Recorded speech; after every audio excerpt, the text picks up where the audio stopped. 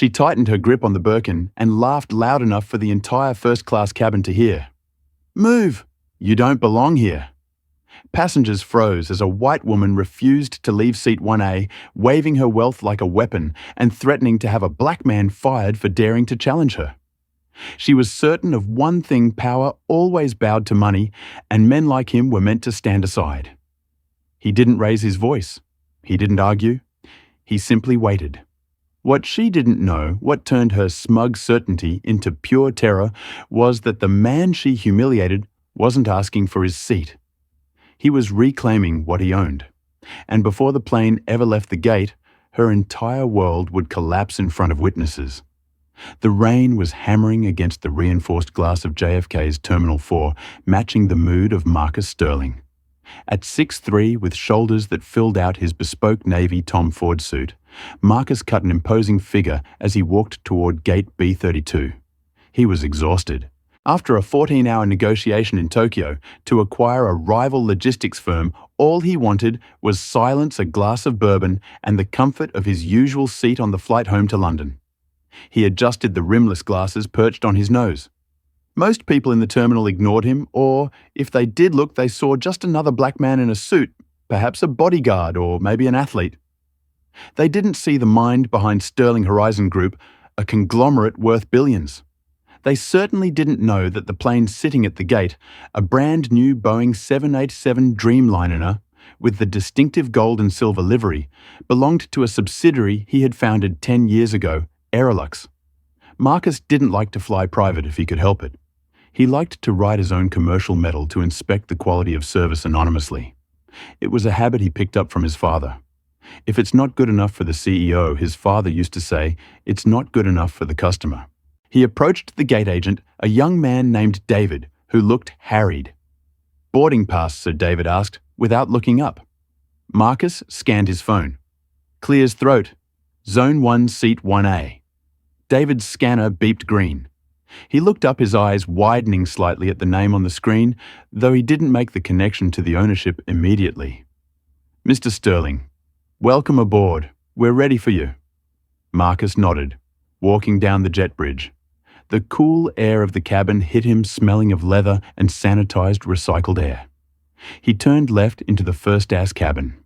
It was an exclusive cabin, only 8 suites. It was supposed to be a sanctuary, but as Marcus approached Seat 1A, the seat he always reserved because it had extra workspace for his schematics, he stopped. It was occupied. Sitting there, draped in a white faux fur coat that looked ridiculous for September, was a woman. She looked to be in her mid-40s with blonde hair teased high and a face full of makeup that was beginning to crack under the stress of her own scowl. She was already sipping a glass of pre-aperture champagne, her shoes kicked off, feet resting on the ottoman. Marcus checked his phone again. Wanted definitely his seat. He took a breath, composing himself. He hated confrontation, contrary to his ruthless business reputation. He preferred quiet efficiency. "Excuse me, Mom," Marcus said, his voice a deep, smooth baritone that usually commanded boardrooms. The woman didn't look up. She continued scrolling on her phone, her long acrylic nails clicking loudly against the screen. "Mom," Marcus said, slightly louder. She huffed a sharp exhalation of annoyance and slowly tilted her head up. Her eyes were icy blue, and they narrowed immediately as they swept over Marcus. She looked at his face, then his hands, then his shoes, and finally back to his eyes with a look of utter disdain. "Service crew enters from the galley in the middle," she said, her voice dripping with condescension. "You're blocking my light." Marcus blinked. It wasn't the first time he'd been mistaken for starve, but in a $3,000 suit. "I'm not crew," Marcus said calmly. "I believe you're in my seat." "One." The woman laughed. It was a dry, humorless sound. "Don't be ridiculous. This is first class. The economy section is that way." She pointed a manicured finger toward the back of the plane without breaking eye contact. "Go find an overhead bin for your whatever you have. And bring me a refill on this champagne. It's flat." Marcus tightened his grip on his leather briefcase. "I have a boarding pass for this seat, Mom. If you could please check yours, I think you'll find you're in the wrong location." She slammed her glass down on the side table, liquid sloshing over the rim. "Listen to me, you affirmative action hire," she hissed, drawing the attention of the other 3 passengers already seated. "My name is Karenna Vance. My husband is practically funding this airline's cargo division. I sit where I want now. Get out of my face before I have you arrested for harassment." The air in the cabin seemed to freeze. A heavy silence fell over the first-class section. Marcus didn't flinch. He just stared at her, memorizing the name. Vance, that sounded familiar. Karen Vance. Marcus repeated softly, "I see. Good. You have ears," she snapped. "Now move." Before Marcus could respond, the lead flight attendant, a woman named Sarah, who had been with the airline for 5 years, rushed over. She looked terrified. She had seen the interaction and sensed the volatility radiating from seat 1A. "Is there a problem here?" Sarah asked, her voice trembling slightly. She looked at Marcus, then at Karenna. "Yes, there is," Karenna barked, sitting up straighter. "This man is harassing me. He's trying to steal my seat. I want him removed from the flight immediately." Sarah turned to Marcus. "Sir, may I see your boarding pass?" Marcus handed her his phone silently. Sarah scanned it. She looked at the seat number, then at the empty seat across the aisle 1K, and then at Karenna. Mom Sarah said, gently, "This gentleman is correct. He is assigned to seat 1A. I have you listed in, let me check seat 4F. That's in the last row of this cabin." Karenna's face turned a shade of crimson that clashed with her white coat. 4F, that's near the galley. It's noisy. I'm not sitting there." "But Mom, that is the seat you purchased," Sarah explained. "I don't care what the computer says," Karenna shouted. "I arrived first. I am sitting here, and I certainly am not moving for him." She gestured at Marcus as if he were a pile of dirty laundry. "Look at him.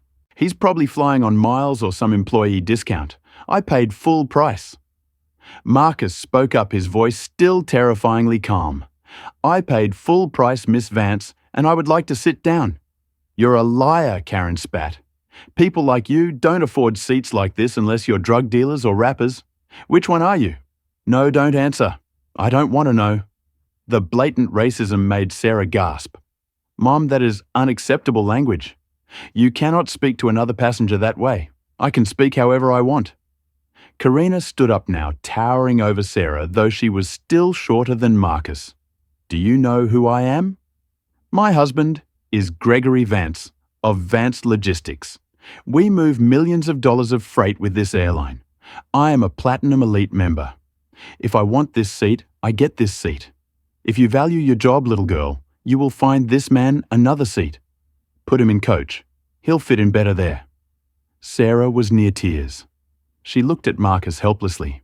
"Sir, I can check if we have another seat in business." She was trying to de-escalate, trying to appease the loud, wealthy woman to keep the flight on time. It was a standard reaction path of least resistance. But Marcus raised a hand. "No, Sarah, do not check business. Do not check coach." He stepped closer to the seat, entering Karenna's personal space, just enough to make her flinch back. "I am sitting in 1A, Marcus said. "You have 2 choices. You can move to your assigned seat, or you can get off this plane. Those are the only options on the table." Karenna's mouth fell open. She looked around the cabin, seeking allies. "Are you seeing this?" she screamed to a man in seat 2A, an elderly gentleman who was studiously looking out the window to avoid eye contact. "He's threatening me. This is assault." She pulled her phone out. "I'm calling the police. And then I'm calling the CEO of Airlux. I met him at a gala in Aspen last year. We're close personal friends." Marcus raised an eyebrow. A small, almost imperceptible smirk tugged at the corner of his mouth. "You know the CEO personally?" She lied effortlessly. "We had dinner. He told me, 'Karenna, anytime you fly with us, the plane is yours.' So I'm calling him, and he's going to personally fire you." She pointed at Sarah. "And have you—" She pointed at Marcus, banned from flying ever again. "Please," Marcus said, gesturing to her phone. "Call him. Put him on speaker. I'd love to hear what he has to say." Karenna hesitated. She obviously didn't have the CEO's number. She was bluffing, used to bullying service workers who couldn't fact-check her, but she couldn't back down now. She tapped furiously on her phone, pretending to dial. He's probably in a meeting," she stammered, "but I'm calling the airport police." She actually dialed 911. "Yes, I'm on Airlux flight 492 at JFK. There is a man here, an aggressive African-American male threatening a woman in first class. He's refusing to let me sit. I feel unsafe. He might have a weapon." Sarah, the flight attendant, panicked. "Mom, please hang up. He does not have a weapon. He went through TSA. He's huge. He's terrifying me." Karenna screamed into the phone, playing the victim with Oscar-worthy conviction. Meanwhile, the commotion had delayed the pushback. The pilot, Captain Miller, emerged from the cockpit. Miller was a veteran, a former Air Force pilot with graying hair and a non-nonsense attitude. He saw the scene. A screaming woman, a crying flight attendant, and a tall man standing quietly in the aisle. "What is going on here?" Captain Miller demanded. "Captain," Karenna shouted. "Thank God this man is attacking me. I want him off my flight." Captain Miller looked at Marcus. He squinted. The lighting in the cabin was dim, focused on the mood lighting for boarding. He didn't recognize Marcus immediately. Marcus usually kept a low profile and rarely interacted with the flight deck crew directly during inspections. "Sir," Captain Miller said to Marcus, "I need you to step onto the jet bridge so we can sort this out. I'm not going anywhere." Marcus said, "Sir, if you don't comply, I will have to ask security to remove you.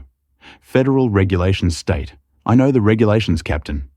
Marcus interrupted. Section 44, subsection C regarding passenger compliance.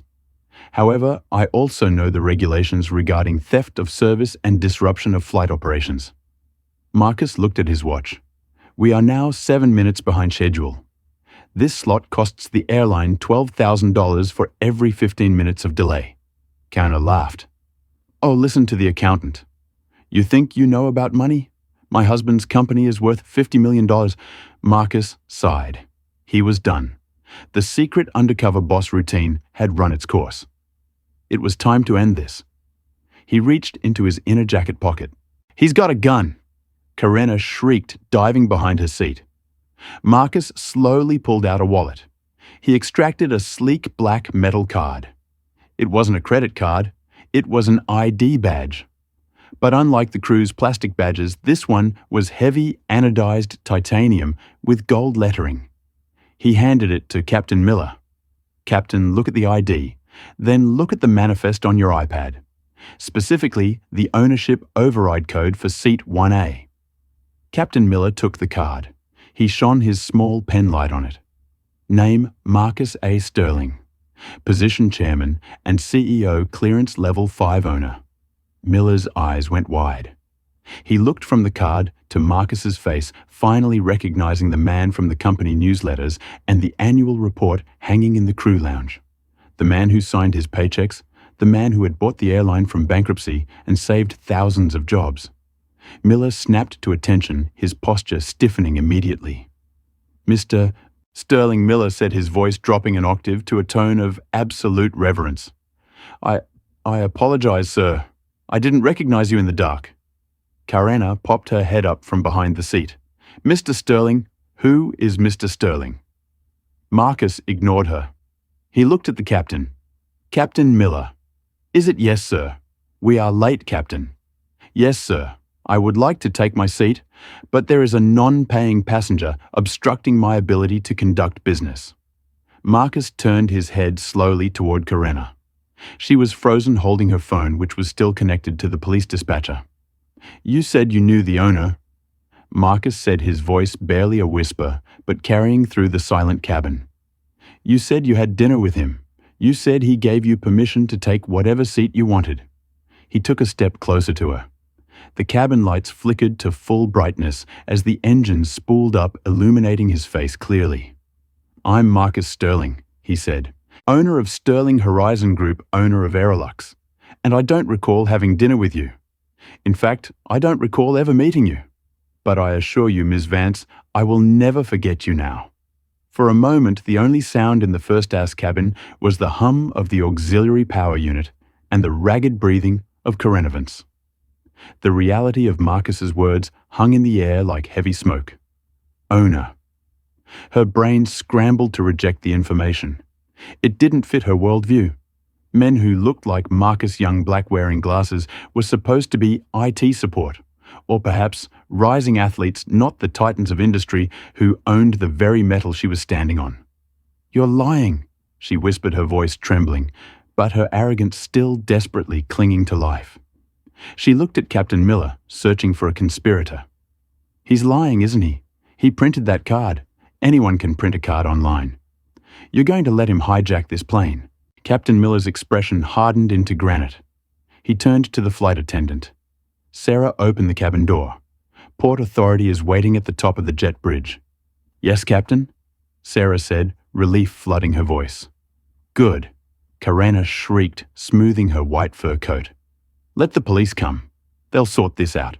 They'll arrest this imposter for impersonating an airline official. 2 officers from the Port Authority Police Department, PAPD, stepped onto the plane. They were imposing figures in dark uniforms, their radios crackling with static. The lead officer, Sergeant Kowalski, scanned the scene. He saw a crying flight attendant, a stoic captain, a calm black man in a suit, and a frantic blonde woman holding a phone. We got a call about a man with a gun. Sergeant Kowalski announced, his hand resting instinctively near his holster. Who made the call? I did. Karena stepped forward, pointing an accusing finger at Marcus. Him, that man right there. He threatened me. He's aggressive. He's trying to steal my seat, and he claimed he owns the airline. Clear's throat. Kowalski looked at Marcus. He didn't see a gun. He saw a man standing with his hands open and visible, displaying 0 threat indicators. Kowalski then looked at Captain Miller. Captain, what's the situation? False report, Sergeant Miller said sharply. There is no weapon. The passenger in seat 1A, Mr. Sterling, is the chairman of this airline.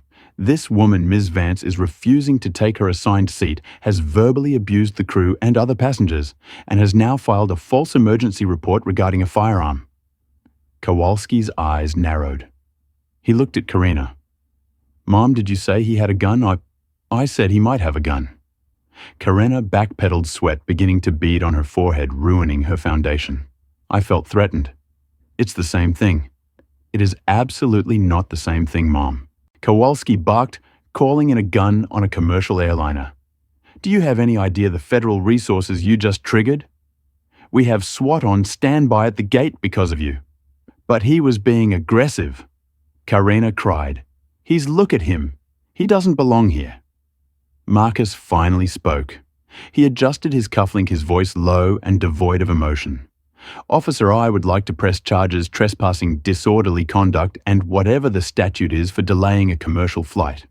This aircraft costs $40,000 an hour to operate. She has wasted 20 minutes. Karena laughed nervously. Charges. You can't press charges against me. Do you know who my husband is, Gregory Vance? He'll sue this entire airline into the ground. Marcus looked at Kowalski. Sergeant, please remove this liability from my aircraft. I have a meeting in London tomorrow morning. Kowalski nodded.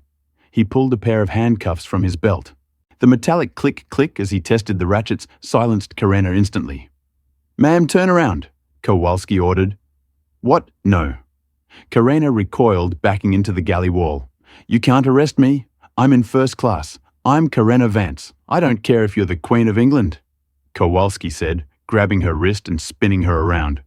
You made a false 911 call, claiming an active threat on an aircraft. That's a felony. Turn around. The snap of the handcuffs echoed through the cabin. The other passengers in first class, who had been pretending to read magazines, were now openly filming with their phones. Let go of me. This is police brutality, Karena screamed as Kowalski marched her toward the door. As she passed Marcus, she lunged at him, spitting in his direction. You'll pay for this. My husband will destroy you. You hear me? You're nobody. You're just a Kowalski shoved her forward, cutting off her slur. Walk, lady. As she was dragged onto the jet bridge, kicking and screaming, her white fur coat slipped off one shoulder, dragging on the floor, a symbol of her stripped dignity. Captain Miller let out a long sigh. He turned to Marcus. Mr. Sterling, I am deeply sorry about this. I had no idea the situation had escalated that far before I came out. Marcus smiled gently, the tension leaving his shoulders. Not your fault, Captain. You handled it well. Let's just get in the air. We have time to make up. Yes, sir? Miller saluted. We'll request a priority departure slot. As the cabin door closed, sealing out the noise of the screaming woman in the terminal, Sarah, the flight attendant, approached Marcus with fresh linens. Her hands were still shaking. Mr. Sterling, she whispered, I'm so sorry I questioned your seat. I didn't know. Marcus took the linen from her. Sarah, you followed protocol. You tried to de-escalate. You did your job. The only person who did anything wrong today just left the plane in handcuffs. He paused, looking her in the eye. Take a breath. It's over. Now I'd love a glass of that sparkling water before we push back. She smiled, a genuine look of relief washing over her. Right away, sir. Marcus sat down in seat 1A. He looked out the window. He could see the flashing lights of the police cruisers on the tarmac below, escorting a figure into the back of a squad car. He pulled out his phone. He had one text message to send before they lost signal. But he decided to wait. He needed the Wi-Fi. He needed the full power of the internet. Because Karen Vance wasn't just going to jail. She had threatened him with her husband's business. She had used Vance Logistics as a weapon. And Marcus Sterling never left a weapon on the battlefield. He dismantled it. The takeoff was smooth, a testament to Captain Miller's skills. The G-force pressed Marcus into the soft leather of seat 1A, a sensation he usually found comforting. As the Boeing 780 punched through the cloud layer and the fastened seatbelt sign chimed off, the cabin settled into the quiet luxury of cruising altitude. Most passengers in first class were settling in for a movie or a nap. The elderly man in 2A gave Marcus a nod of respect, raising his glass of scotch. Marcus returned the gesture, but he didn't relax. He hit the button to deploy his tray table. He opened his laptop, a custom-built machine with satellite uplink capabilities encrypted for high-level corporate espionage defense. He connected to the airline's internal Wi-Fi network, bypassing the login screen with his admin credentials. The internet speed was lightning fast. Another perk of owning the satellites. First, he opened a search browser, Vance Logistics. The company website popped up. It was a mid-sized freight forwarder based in New Jersey. CEO Gregory Vans, VP of Operations Karen Vans. Marcus raised an eyebrow. So she wasn't just a trophy wife. She was an executive. That made things significantly easier. If she were just a spouse, destroying the company would be collateral damage. But since she was a vice president, her actions were legally tied to the company's reputation. He clicked on the Partners tab of their website. There, prominently displayed, was the Aerolux cargo logo. Interesting, Marcus muttered to himself. He opened his secure email client and drafted a message to Julian Thorne, his chief operating officer and ruthlessly efficient legal shark back in London. It was 2:00 a.m. in London, but Marcus knew Julian never really slept. Subject contract termination. Vance clears throat logistics to Julian Thorne's COO legal team from Marcus Sterling, CEO. Julian initiate an immediate review of all contracts with Vance Logistics. Vendor ID VL4920. Effective immediately. I want all cargo allocations for this vendor frozen. Cause for termination, violation of the moral turpitude clause and gross misconduct by a senior executive. The VP of Operations, Karen Vance, just assaulted staff, filed a false federal report and disrupted flight operations on Flight 492. She is currently in NYPD custody. She threatened the airline with her husband's influence. I want to ensure that influence is non-existent by the time I land. Pull their credit line. Invoke the immediate payment clause for all outstanding debts. Also check our exclusivity agreements. If they ship with us, they likely don't have backup carriers for their perishable goods. That is unfortunate for them. Execute immediately. He hit send. 30 seconds later, a chat window popped up on his screen. It was Julian. Julian, 2:00 a.m. Clears throat. Wake-up calls usually mean a merger or a disaster. This sounds personal. Is everyone safe? Marcus typed back. Marcus, everyone is safe. But she called me an affirmative action hire and tried to have me swatted on my own plane. Burn it down, Julian. Legally, of course. Julian, say no more. I'm waking up the audit team. By the time you land in Heathrow, Vance Logistics will be radioactive. Marcus closed the chat window and leaned back. He wasn't done yet. He opened the Airlux internal revenue database. He wanted to see exactly how much money Gregory Vance made from him. The numbers scrolled across the screen. Vance Logistics shipped 80% of their transatlantic freight through Airlux. They moved high-value electronics and pharmaceuticals. Crucially, their business model relied on the preferred partner discount Marcus's company gave them. Without that 40% discount, their margins would evaporate. Sarah appeared with a tray of warm nuts and a glass of vintage Dom Perrin. For you, mister. Sterling, is there anything else I can get you? Marcus looked at the champagne bubbles rising in the glass. Actually, Sarah, do we have today's manifest for cargo? I can get it from the purser's tablet, sir. Please? When she returned with the tablet, Marcus scrolled through the manifest of the very plane he was sitting on. There it was. Pallets, 4, 5, and 6 in the belly of the plane. Contents high-grade insulin and medical reagents. Shipper Vance Logistics. Receiver NHS London. Marcus frowned. He couldn't stop the shipment. That was life-saving medicine. He wasn't a monster, but he could change the billing. He typed a command into the logistics mainframe. He flagged the shipment as last fulfillment. He then navigated to the blacklist database. This was a list usually reserved for terrorists, known smugglers, and people who assaulted crew members. He entered 2 names, Karenna Vance, Gregory Vance. He set the ban duration to lifetime scope. Global subsidiaries included Aerolux Horizon Trains, Sterling Hotels. He was effectively banning them from a significant portion of the global travel infrastructure. Marcus took a sip of the champagne. It was crisp cold and tasted like victory.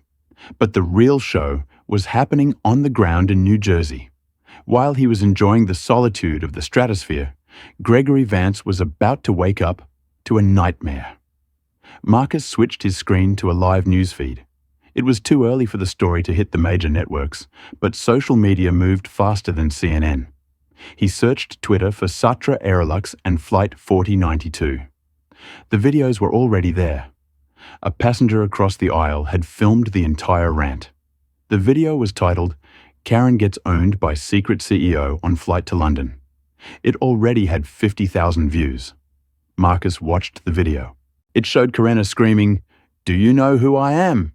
And then the camera panning to Marcus, calmly handing the ID to the captain. The comments were brutal. User 77. Imagine telling the owner to sit in coach. I rip her life. Flyboy 9. That's Marcus Sterling. He's a legend in the aviation world. This lady is cooked. Justice served. She called the cops on him. Clears throat. Hope she enjoys jail. Marcus closed the laptop. The machinery of justice was turning. The internet was doing its work, and his legal team was doing theirs. He reclined his seat into the lie-flat position. He had 6 hours until London. When he woke up, he would be fresh-rested and ready to check the rubble. But down below in a sprawling mansion in New Jersey, a phone began to ring. It was Gregory Vance's bedside line. It was 9:30 p.m. local time. He was watching TV wondering why his wife hadn't texted him that she took off. Gregory picked up the phone. "Hello, Mr. Vance." The voice was cold sharp and sounded like a lawyer. "This is Julian Thorne from Sterling Horizon Group. I'm calling to inform you that your master service agreement with Aerolux has been terminated for cause effective immediately. Also, your wife is currently being processed at JFK's detention center for federal felonies. I suggest you get a very good lawyer and perhaps a liquidator for your company." The line went dead. Gregory Vance was a man who prided himself on control.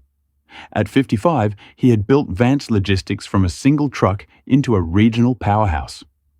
He was used to fixing problems with a check or a shout. But as he sat on the edge of his king-sized bed, in his Saddle River Mansion phone in hand, he realized he was staring at a problem money couldn't fix.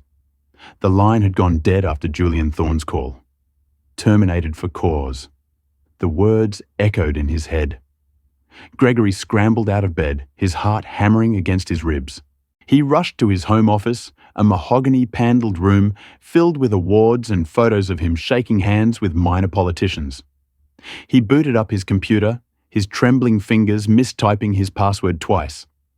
When he finally logged into the corporate dashboard, the screen was a sea of red warnings. Alert credit facility suspended by lender. Alert Airlux booking system access denied. Alert priority cargo status revoked. No, no, no. Gregory muttered, sweat dripping onto his silk pajamas. They can't do this. We have a contract. We have a 5-year binding agreement. He grabbed his landline and dialed his account manager at Airlux. A man named Steve he had known for years. Steve usually picked up on the first ring, eager for the commission. This time, it went straight to voicemail. You have reached the desk of Stephen Clark. If you are calling regarding Vance Logistics, please be advised that all inquiries must be directed to the Sterling Horizon Legal Department. I have no further comment. Gregory slammed the phone down. It wasn't just a contract dispute. It was a quarantine. They had isolated him instantly. Then his cell phone buzzed. It was a text from his CFO, Mike. Mike, Greg, have you seen Twitter? What the hell is Karina doing? Gregory opened the link. The video had exploded. It was now trending narrowin in the United States. Karen Vance and Airolaku CEO were the top tags. He watched in horror. He saw his wife, the woman who hosted charity galas and judged the local rose competition, screaming like a banshee. He heard her voice shrill and entitled. My husband is practically funding this airline's cargo division. Gregory groaned, burying his face in his hands. She hadn't just insulted a passenger. She had insulted the owner. Marcus Sterling, the man Gregory had been trying to get a meeting with for 3 years. The man who held the keys to the transatlantic shipping routes. You idiot, Gregory whispered to the empty room. You stupid, arrogant idiot. He didn't have time to mourn his dignity. He had to save the business. He called his lawyer, Saul. Saul, wake up. We have a crisis. I saw the video, Greg. Saul said, his voice groggy and grim. My paralegal sent it to me 10 minutes ago. It's bad. How bad? It's catastrophic. She committed a federal crime on camera, Greg. False reporting of a firearm. Assault.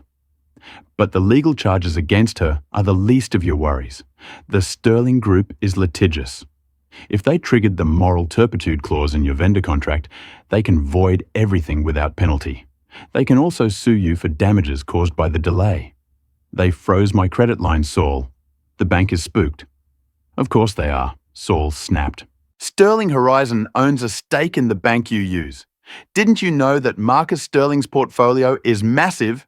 You are fighting a god on his own mountain. Greg, fix it, Gregory shouted. Issue a statement. Say she was. Say she had a medical reaction. A bad mix of pills and alcohol. Say she's not herself. We can try, Saul said, sounding unconvinced. But Greg, the internet is digging. They found your company's Yelp page. They found her Facebook. The review bombing has already started. You need to distance yourself. You need to fire her. Fire my wife. She's your VP of operations, Greg. If you keep her on the payroll, you are endorsing her behavior. You'll have to cut her loose publicly, or Vance Logistics dies by morning. Gregory stared at the phone.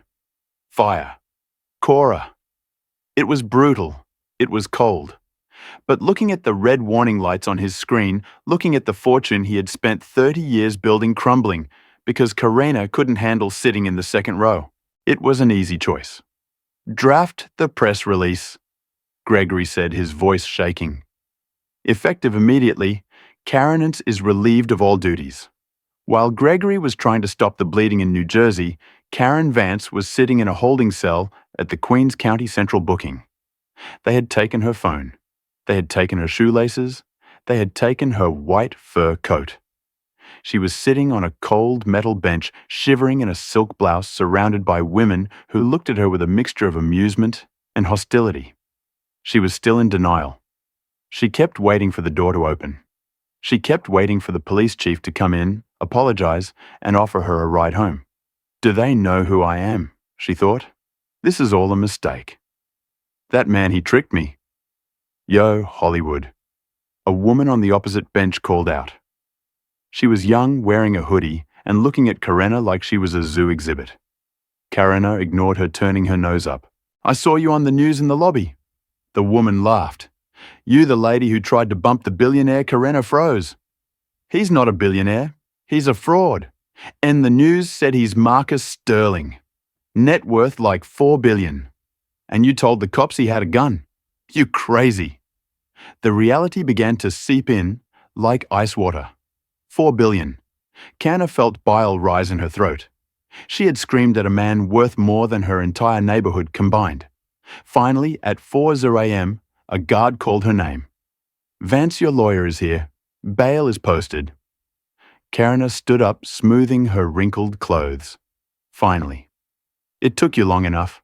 She expected Gregory to be there. She expected his comforting arm, maybe a lecture, but mostly his protection. Instead, she found a junior associate from Saul's firm, a kid named Kevin, who looked like he'd rather be anywhere else. Where is Gregory? Karenna demanded as she signed the release papers. Mr. Vance is occupied with the company, Kevin said, not making eye contact. I have a car waiting to take you home. Clear as throat. The ride back to New Jersey was silent. Kevin didn't speak. He didn't even turn on the radio. When Karenna asked for her phone, he handed it to her from a plastic evidence bag. Don't turn it on, Kevin advised quietly. Why I need to tell my side of the story. Mrs. Vance, please, just don't. She ignored him. She powered on her iPhone. It vibrated so hard it almost fell out of her hand. Thousands of notifications. Instagram, 10,000 new comments. Twitter mentioned 50,000 times. Text messages, 102 unread. She opened the texts first. Most were from friends or people she thought were friends. Kanna, is that you in the video? OMG, the club board is meeting tomorrow. You might want to skip the gala. How could you say those things? Then she opened her email. The subject line at the top stopped her heart. Sender. Vance Logistics. HR subject. Notice of termination of employment. She gasped. He fired me. My own husband fired me. Kevin stared at the road. The company is in freefall. Mrs. Vance. Airlux cancelled the contract. The stock is private, but the valuation has tanked. Clients are calling to cancel. He had to do it. I built that company with him. She screamed, hitting the back of the driver's seat. I organized the fundraisers. I managed the office. He can't do this. It's done, Kevin said. When the car pulled up to the driveway of their estate, it wasn't the sanctuary she expected. There were news vans parked on the street. Paparazzi were camping on the lawn. As the car drove through the gates, flashes popped like lightning. She ran inside, locking the heavy oak door behind her. Gregory! She screamed. Gregory, where are you? She found him in the kitchen, sitting in the dark, staring at a bottle of scotch. He looked 10 years older than he had that morning. You fired me? She hissed, throwing her bag on the counter. After what that man did to me, he humiliated me. Gregory slowly looked up. His eyes were red-rimmed and full of a cold, unfamiliar hate. He humiliated you. Gregory laughed a broken sound. You destroyed us, Karenna. Do you know what happened in the last 4 hours? We lost the Airlux account. That's 40% of our revenue. We lost the PharmaLink contract because they don't want to be associated with a racist brand. That's another 20%. He stood up, shaking a piece of paper at her. And this is a letter from the bank. They are calling in our business loans due to material adverse change in our leadership's reputation. We have 30 days to pay back $12 million. We don't have $12 million, Karenna. We have 3. We can sue him, Clear's throat. Karenna cried. He ruined us. Sue Marcus Sterling. Gregory threw the glass into the sink, shattering it. With what money and for what? For recording you being a bigot. There is no lawsuit. There is only bankruptcy. He walked past her, heading for the stairs. "Where are you going?" she asked, her voice trembling. "I'm going to the guest room," Gregory said. "And tomorrow, I'm meeting with a divorce attorney because if I stay married to you, I lose the house too. And I'm not losing this house. Gregory, you can't." She sobbed, grabbing his arm. He shook her off. "Look at yourself, Karina. You thought you were a queen because you married a rich man. Well, the money is gone. So who are you now?" He left her standing in the kitchen, the silence of the large house pressing in on her. She looked at her reflection in the dark window. The makeup was smeared. The hair was flat. She opened her phone again, desperate for some validation, some support. She found a comment on her Instagram on a photo of her posing with a glass of wine in first class from a year ago. The real Marcus Sterling verified account had commented on it 10 minutes ago. It was just 2 words. "Seat taken." The comment already had 200,000 likes. Karena dropped the phone. It hit the floor with a crack. The karma wasn't just hitting back, it had arrived with a sledgehammer. 1 year later, the smell of industrial bleach was the first thing that hit Karena every morning. It was a sharp chemical sting that burned her nostrils, a far cry from the subtle notes of Chanel No. 5 she used to wear. JFK Terminal 4 was bustling, a chaotic river of travelers rushing toward their destinations. For them, the airport was a place of excitement, a gateway to vacations and business deals. For Karena, it was a prison of linoleum and trash. She pushed her heavy grey cart past gate B30, the wheels squeaking rhythmically. Squeak clunk, squeak clunk. She wore a shapeless navy blue jumpsuit that hung loosely on her frame, which had thinned considerably over the last 12 months. Her blonde hair, once the product of weekly $300 blowouts, was now pulled back in a fraying elastic band dull and showing grey at the roots. "Vance, move it." The shout came from behind her. It was heavy, gruff, and devoid of respect. Karena flinched. She turned to see her supervisor, a man named Henderson. He was 20 years younger than her, chewing gum, loudly holding a clipboard. "I'm moving, Mr. Henderson," she said, her voice raspy. She learned quickly that speaking up got her docked pay.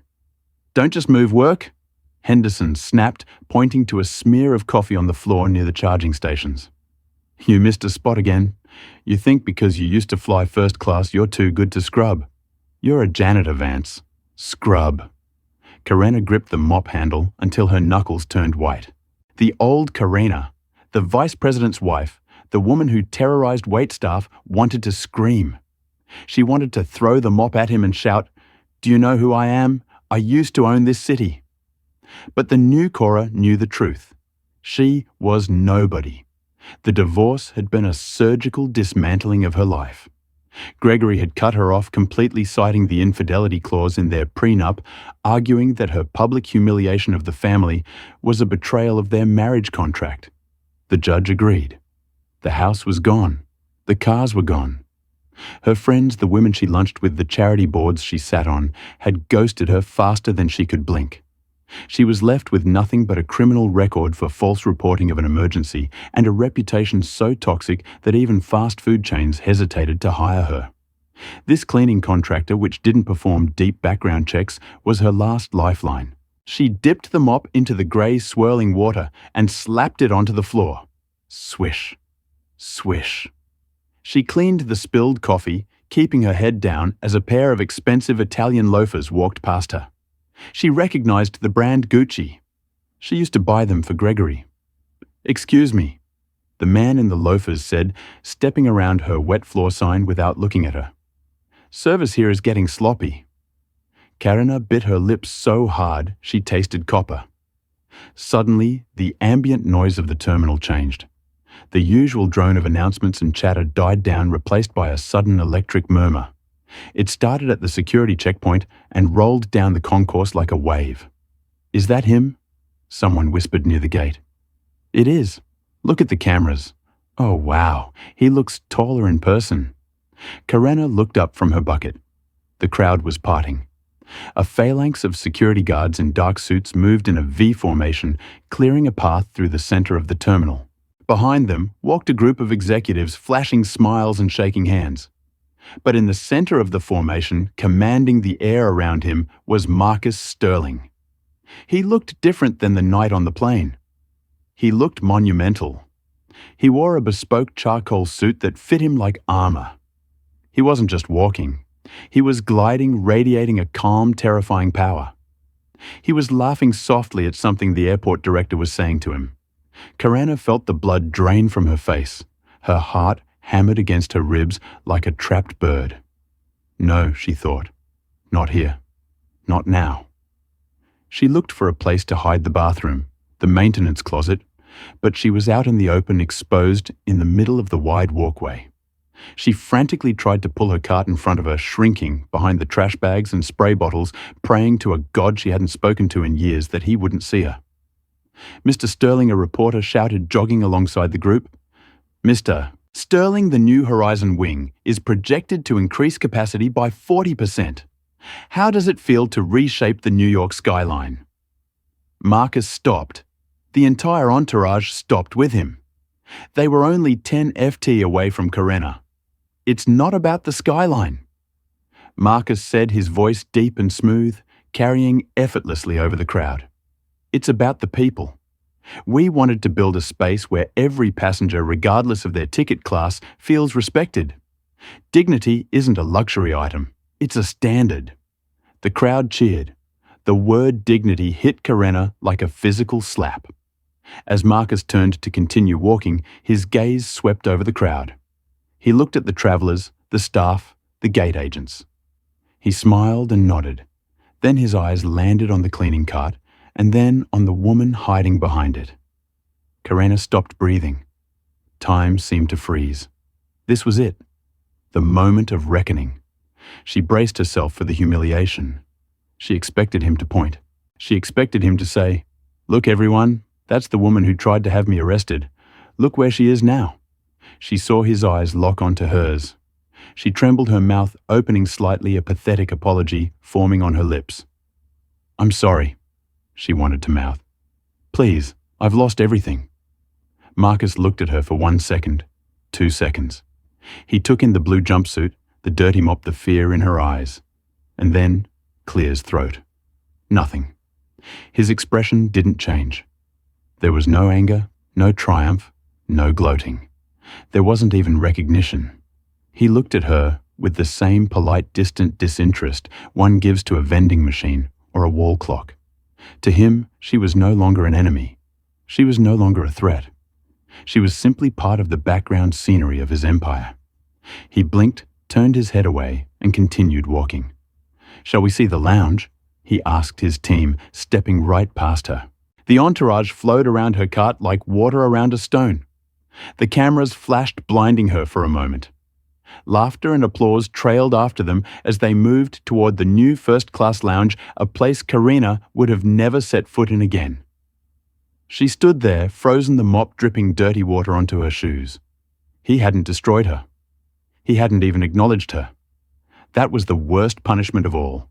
She wasn't worth his hate. She was beneath his memory. "Hey, Vance." Henderson's voice cut through the fog, harsh and loud. "Stop staring at the rich folks and get back to work. Toilet in 4B is backed up. Move." Karenna jolted. She looked at the retreating back of Marcus Sterling, watching him disappear into the golden light of the new terminal. Then slowly, she looked down at her hands. They were red-chapped and holding a mop handle. "Yes, Mr. Henderson," she whispered, her voice breaking. "I'm going!" She turned her heavy cart around and began the long, squeaky walk toward the bathrooms, while above her, the flight board flickered with thousands of destinations she would never see. And that is the story of how the tables didn't just turn, they flipped completely.